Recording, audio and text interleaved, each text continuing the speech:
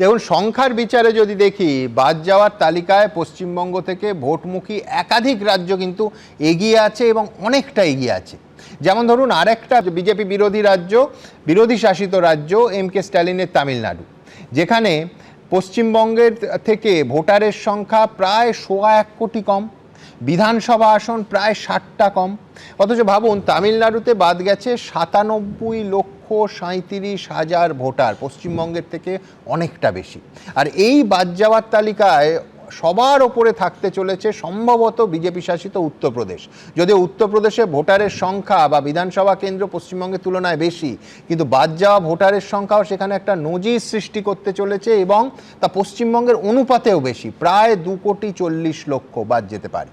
এখন প্রশ্ন হলো, উত্তরপ্রদেশ নয় বিজেপি শাসিত, তামিলনাড়ু, স্ট্যালিন তো ইন্ডি জোটের বড় শরিক, তার রাজ্য, পশ্চিমবঙ্গের তুলনায় এত ভোটার রাজ্য সেখানে বাদ গেছে, কিন্তু কোথাও হইচই, আন্দোলন, রাস্তায় নামা এটা তো দেখছি না।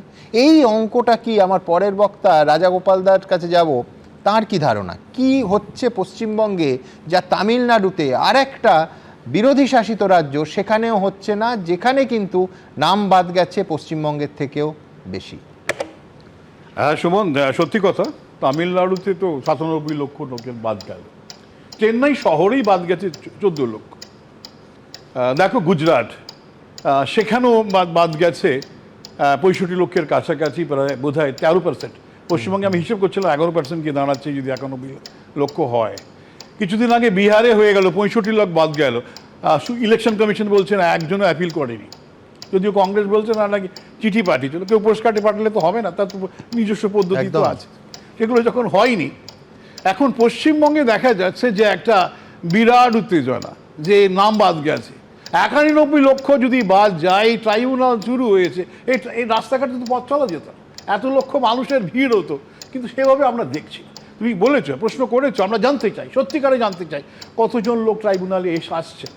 সেই তথ্যটা আমাদের বলে দেবে। নিঃসন্দেহে 91 লক্ষ নয়, 27 লক্ষও নয়, অনেক কম সংখ্যক মানুষ যাবেন। তাতে কিন্তু পরিষ্কার বোঝা যাবে যে একটা বড় সংখ্যক মানুষের নাম কিন্তু ঢুকেছিল যারা পশ্চিমবঙ্গের নাগরিক নয়। ডকুমেন্ট থাকলে তারা যাবেন না কেন, তাই না? সুতরাং এই যে লাইন, তুমি যে প্রশ্নটা গোড়াই করেছো, আমি তোমার সঙ্গে সম্পূর্ণ একমত। ইলেকশন কমিশন যেদিন ডেটা দেবেন সেদিনই আমরা বুঝে যাব যে অনুপ্রবেশ কতটা হয়ে আছে। আর কেউ কমিউনাল গার্ড খেলছে, দুঃখ লাগে। এখানে তো তুমি তো কংগ্রেসের, তৃণমূল কংগ্রেসের যুবনেতার বা এখন সাধারণ সম্পাদককে দেখালে, তিনি বলেন 10 লক্ষ হিন্দুর নাম বাদ গেছে। 10 লক্ষ হিন্দু নাম যদি বাদ দিয়ে থাকে, তাদের যদি সঠিক কাজ, সঠিক তথ্য না থাকে, বাদ যাবে, তাই না? ইলেকশনের যে সংবিধান বলে দিয়েছে, ক্রাইটেরিয়া তো একটা, বৈধ না অবৈধ, হিন্দু হতে পারে, মুসলমান হতে পারে, খ্রিস্টান হতে পারে, কি যায়? তুমি যখন বলছো এতজন হিন্দু বাদ গেছে, তুমি যখন বলছো এতজন মথুয়া বাদ গেছে, তুমি যখন এতজন রাজবংশী বাদ যাচ্ছে, তার মানে তুমি ধরে নিচ্ছ ডিসক্রিমিনেশনটা রিলিজিয়ান ভিত্তিতে হয়নি। এটা অহেতুক প্রচার তুমি চালিয়ে দিচ্ছ, যেটা কিন্তু ঢোপে ঠিকছে না। সব ভারতবর্ষে সব জায়গায় হয়েছে। গোয়াতে দেখলাম, গোয়া তো বেশ 11-12% নাম বাদ গেছে, কোথাও কোনো চেঁচামেচি নেই। মানে এটা সুপ্রিম কোর্টে বলেছে। সুপ্রিম কোর্টে যেভাবে বলেছে যে এই বাংলাতেই একটা বিরাট চেঁচামেচি, এত পোলারাইজ স্টেট আমি কোথাও দেখিনি। সুপ্রিম কোর্টের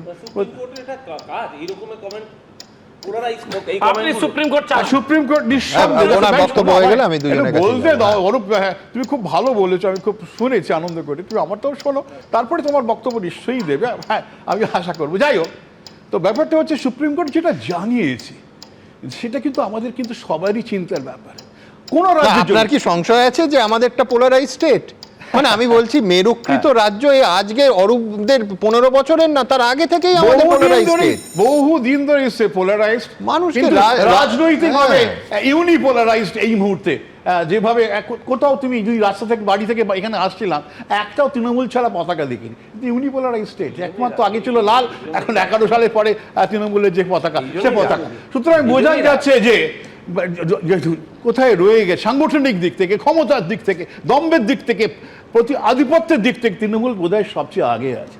কিন্তু যাই হোক, যে কথাটা বলা অত্যন্ত প্রয়োজন, পশ্চিমবঙ্গ হচ্ছে একটা অনেক পুরনো পার্থদার একটা কথা মনে পড়ে, পশ্চিমবঙ্গের মানুষরা হচ্ছেন পলিটিক্যাল ম্যান, যেটা ভারতবর্ষের অন্য জায়গায় তুমি যদি জিজ্ঞেস করো, ভাই আমি গেছি অন্য জায়গায় আমায় যেতে হয়, জিজ্ঞেস করি কে মুখ্যমন্ত্রী, মানুষ বলতে পারে না, সাধারণ মানুষ বলতে পারে না, কোন দল রাজত্ব করছে কেউ বলতে পারে না।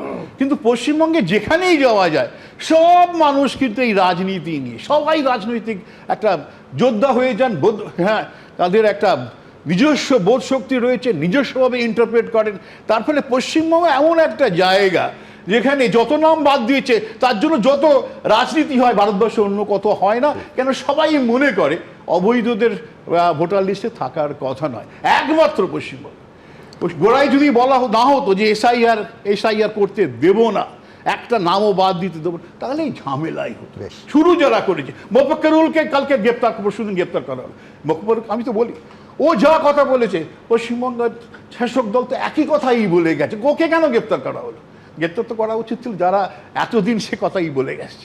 তো যাই হোক, আমরা আশা করব একটা স্বচ্ছ লিস্ট, কোনো মানুষ যেন একটা স্বচ্ছ লিস্টে ভোট হোক, এবং যে দেশের মানুষই নাগরিকরা, বৈধ নাগরিকরাই ঠিক করবে যে দেশের সরকার কার হবে।